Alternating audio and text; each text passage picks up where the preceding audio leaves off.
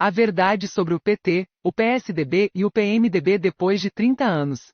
Por Léo Rosa de Andrade e Luiz Flávio Gomes. Certos segmentos da esquerda que atuaram durante a ditadura militar pretendiam-se os faróis do futuro. Eles fariam a revolução e conduziriam o povo à libertação do capitalismo. Sob o império dessas crenças salvacionistas messiânicas, nasceu a redemocratização, 1985, assim como a Constituição, 1988, com o PT mais à esquerda e o MDB numa posição mais de centro. Este acabou bipartindo-se em PMDB, que ostenta conhecidos representantes da cleptocracia, Estado cogovernado por ladrões, e PSDB, com posicionamento ideológico mais de centro e discurso ético, refutando as práticas corruptas deploráveis de Orestes Quércia e tantos outros políticos do PMDB. 30 anos depois da redemocratização, sabe-se que o PT petrolou e mensalou, e que grande parcela do PSDB metrolou e também mensalou. O PMDB, assim como outros partidos menores com raríssimas exceções, como sempre, cogovernando fisiologicamente o país, presidencialismo de coalizão, cleptou.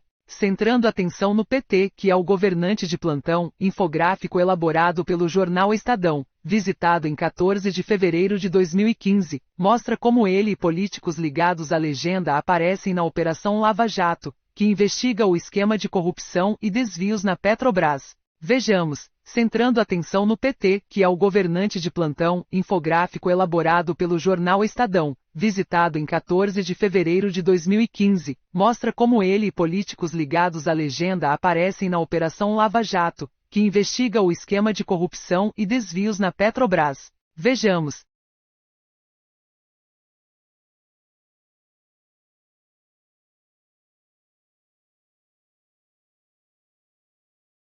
Centrando atenção no PT, que é o governante de plantão, infográfico elaborado pelo jornal Estadão, visitado em 14 de fevereiro de 2015, mostra como ele e políticos ligados à legenda aparecem na Operação Lava Jato, que investiga o esquema de corrupção e desvios na Petrobras. Vejamos. Fonte: Estadão. Para opor combate aos opressores, os próceres do PT entenderam necessária uma disciplina determinada por sua hierarquia partidária. 3 coisas fundavam a subordinação. A hierarquia que os vinculava era compreendida como centralismo democrático. A análise que faziam da história dava-lhes certeza de sucesso, pois seu método seria científico. Cada militante se tinha como apóstolo de uma causa messiânica, salvadora dos povos oprimidos. Suas ações eram fundadas em uma movediça justificativa. O que quer que fizessem era explicado por uma expressão à época fartamente usada, dialética da história. Ou seja, de uma aliança partidária qualquer a um assalto a banco, do apoio a um candidato corrupto a um sequestro,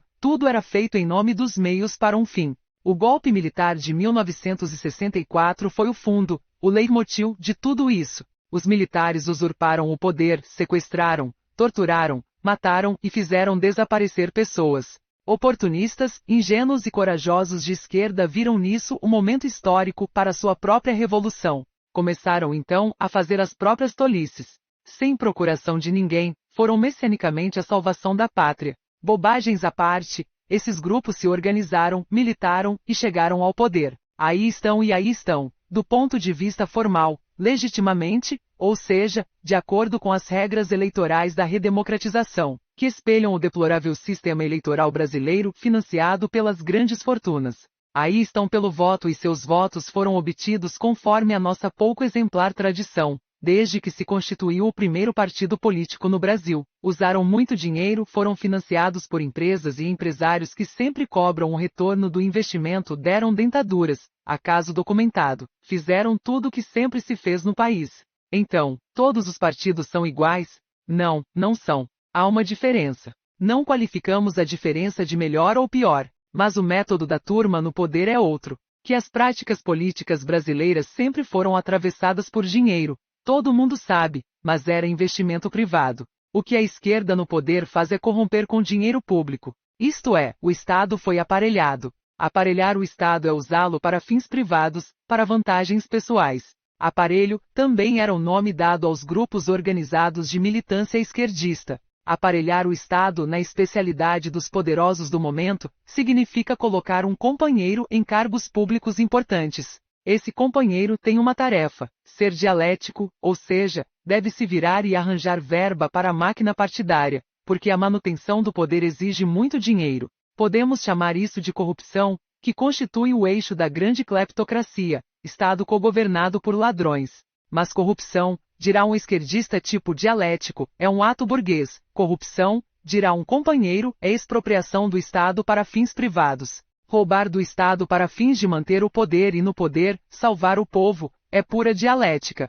É dizer, são meios ilícitos para fins justificados, consoante pregação quinhentista de Maquiavel. Impõe-se a baixar a maldita ditadura, sempre. Agora cá para nós, esse governo, dialeticamente está nos roubando. Roubalheira política sempre houve. Roubalheira estruturalmente dialética, é a primeira. A esquerda no poder nos aparelhou. Que pena. As novas lideranças nacionais, do seu jeito, fazem a mesma coisa ou até pior que as nefastas lideranças antigas. Juntas, transformaram o Brasil num grande antro de extração de dinheiro, como fazem os traficantes nos seus âmbitos territoriais. Todos nós, conservadores ou progressistas, continuamos vítimas das oligarquias criminais. Essas oligarquias, com jeitos novos ou nem tanto, estão nos chupando o sangue parasitariamente, crescentemente diariamente. Saiba mais. A Polícia Federal, contudo, não considera tal distinção entre corrupção e dialética. A polícia investiga e indicia, lista revela obras na mira do esquema. A maior preocupação dos policiais federais que atuam na Operação Lava Jato já não se resume ao suborno pago a diretores da Petrobras para irrigar contas de partidos da base governamental. O alvo, agora, é uma planilha apreendida no escritório do doleiro Alberto Youssef, o maior operador de propinas oriundas da estatal de petróleo. O documento elenca 747 projetos que figuram entre as maiores obras em andamento no país. Vão de hidrelétricas a hidrovias e irrigação contra a seca, além de extração petrolífera. A planilha menciona mais de 100 empreiteiras. Dos empreendimentos, 41% nada tem a ver com petróleo. As 34 páginas do documento mostram o cliente, o nome de um contato na firma, telefones, o cliente final, no que consiste o empreendimento, a data da proposta e um valor, DC 151014, editado. E isso tudo não é a coisa toda. Gasto de estatais com publicidade sobe 65%.